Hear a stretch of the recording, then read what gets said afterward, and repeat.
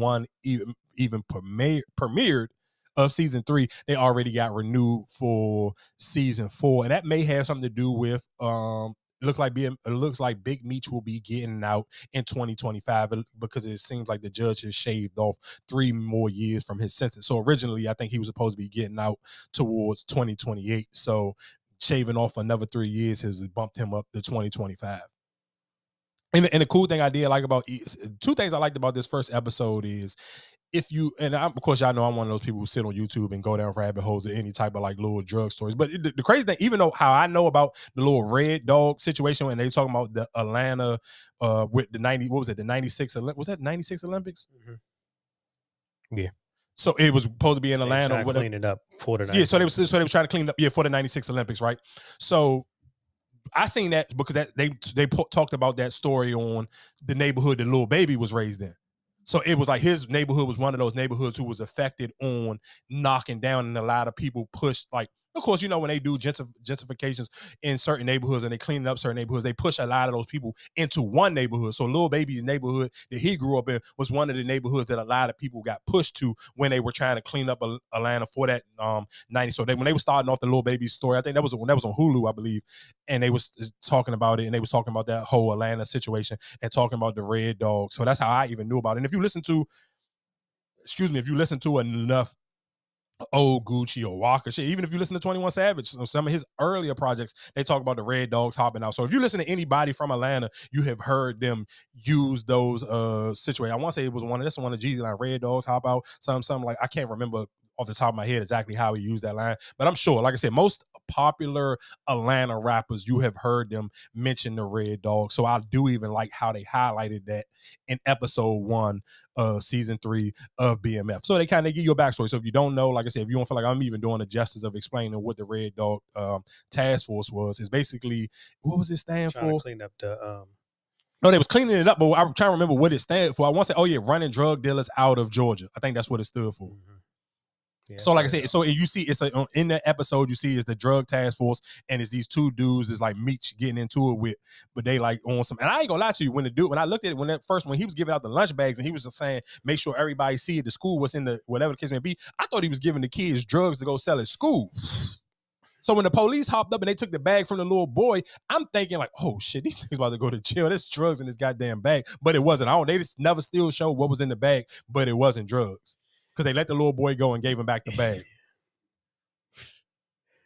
So I definitely, and they called the dude. That shit was crazy. Yeah, I'm not gonna, because it got you. Everybody get a taste of it. Let's make sure everybody. Yeah, so that's, I'm like, what the fuck? What is he talking about? So I literally thought, I'm like, damn, this is crazy. This nigga sending little kids into school with drugs. So that kind of like had me, like, it kind of threw me for a loop. I'm not gonna lie. And they was calling him basically like the Robin Hood, whatever, of Atlanta. So that situation happened, but they showed them police officers beating the hell out of them. Like, nigga, oh my God, them niggas got whoop.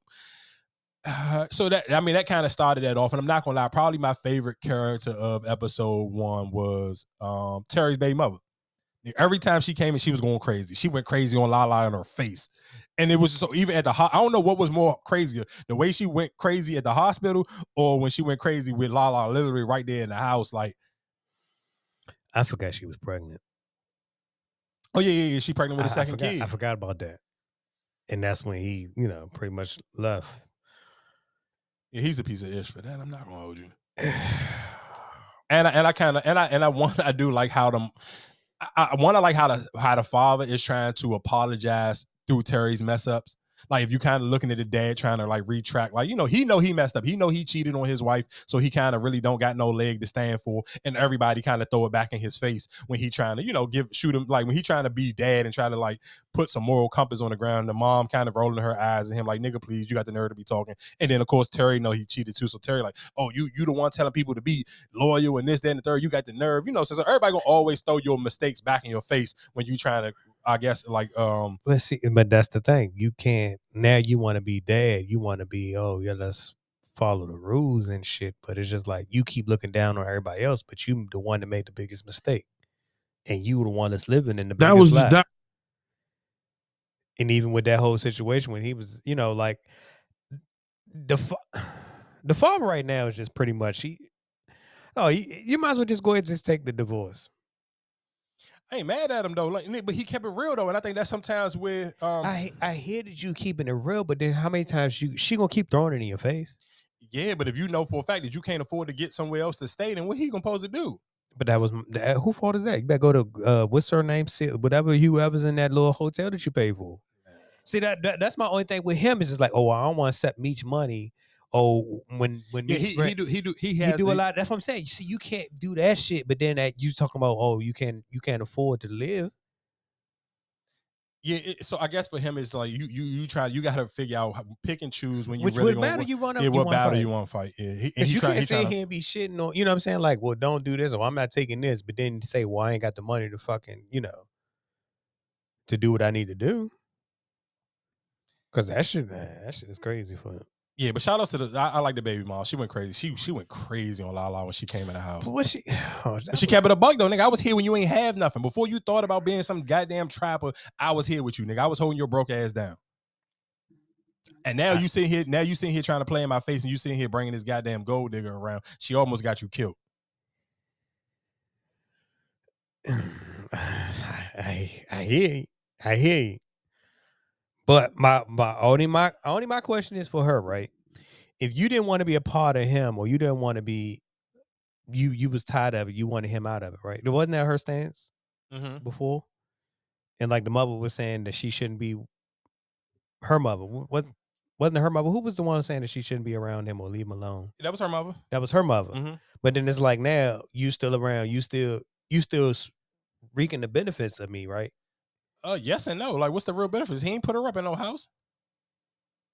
But you still been around the family. No, my thing is even that with her and the family that close beforehand.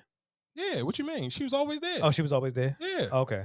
All right, that's what I'm saying. No, I didn't. That's what I'm saying. Like, was you just doing it out of spite being there? That's why I was just No, like, no, no, no. She was she always yeah, there. she was Okay, already, all right. you got that, but she was.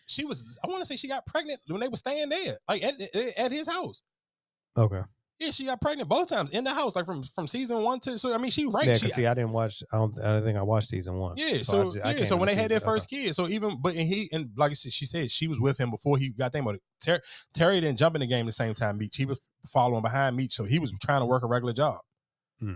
And then, and then I think what really turned him on to wanting to hustle was when he figured out that he found out that she was pregnant, and him working a regular job, he was already struggling. So it was like, nigga, I can't even take care of myself working this bullshit job. How am I gonna take care of me and the kid? And that's what kind of turned him on to hustling. But just even that, I want to say, what was it? Maybe that was season 2 when he took her and the baby, he put the drugs inside the milk carton or whatever the case She may be. saved them and told him to put in a diaper. Yeah. Well, so like I said, I mean, like I said, that of course BMF, and if you are familiar with the 50 series, episode 1 of almost damn near every 50 show, it's gonna slow walk. But I'm not even gonna lie, that one's kind of, it wasn't, I can't even say it was slow. It kind of jumped off the rip, because it was still the actions and the shootouts. And I'm not gonna lie to you, now y'all know I watched enough BMF documentaries on YouTube. I didn't know when Big Meech first got to Atlanta, it was like niggas was giving him that much pushback, in which it should make sense realistically in the real world. That do kind of make sense that nobody just gonna come and let you from a whole nother city and just come and put your feet down. So, but I didn't know that he had to kind of deal with that level of violence, because of course, who is Neo character? Is he somebody? not nobody famous, no, or like not somebody popular. Because I'm just trying to figure out why he got that fucking headpiece. Like, was that a signature? No, I mean, it's just look at 2 Chainz. He don't got dreads. He and the shit. He got a bush.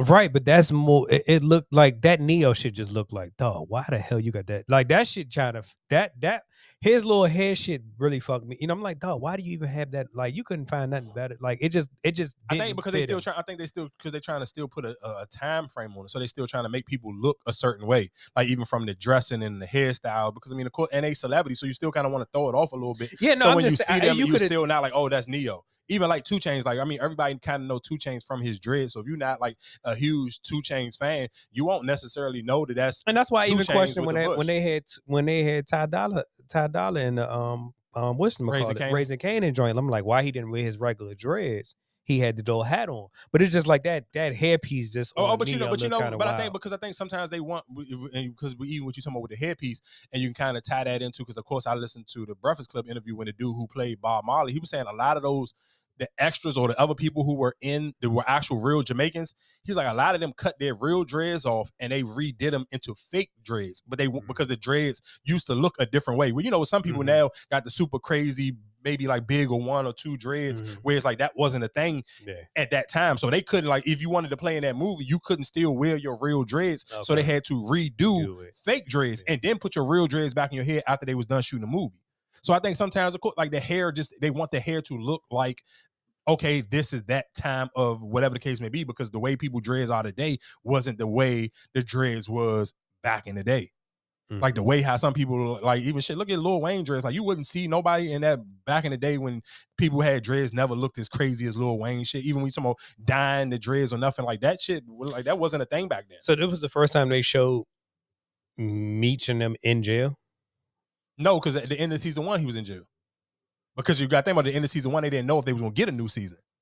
Oh, so they have shown them. Yeah, so the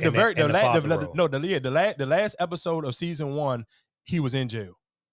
So I like how they started that one off, because that was one of the things, like the reason they started beefing, because I mean, of course it'll show, I mean, I'm sure later on down, but that was one of their beefs when they completely stopped even dealing with each other. Like they still shared plugs or whatever, but they kind of completely, like, later down on the story, they go their separate ways. Like Meech and Terry run their drug operations completely different. And that was one of Terry's beefs. It was like, Meech is too flashy, but Meech was still super militant. And that's how, like, even that little argument they having in the jail cell, that's what it was about. Like, oh, you was too flashy. You had, of course, I mean, if y'all know the story that in Atlanta, Big Meech used to have this big BMF billboard that said, BMF, the world is ours. So you talking about one, of course, that's crazy as a drug dealer. You got a goddamn billboard as soon as you come into Atlanta saying BM, you know what I'm saying? And then, but the whole time, Terry on the phone being chatty patty. He's just on the phone talking too much, talking to women. He talking to whoever on the phone, talking too much business. And the FBI had his phone tapped. And so even when you see that little thing with Meech, like, nigga, I'm willing to just I'm gonna take a plea. And then Terry, like, no, I'm taking it to court. And Nick, like, how are you gonna take it to court? And they got you on the goddamn phone talking too much. Nigga, they don't got nothing on me. And I'm telling you, I'm gonna take a plea because, and then, I mean, of course, I'm sure later on y'all will see in the I don't know what season it's gonna be, but one of the they was gonna lock his mother and father up. I once I think his dad may have did some time before his mom and them not to do time. I think Meech and Terry had to take some of them charges. All of them still alive, right? Oh yeah. But I don't think their dad is. I think their dad passed. Oh, okay. But yeah, but everybody else, his mom, his sister, everybody else, yeah, they all still alive. Drewski, you and your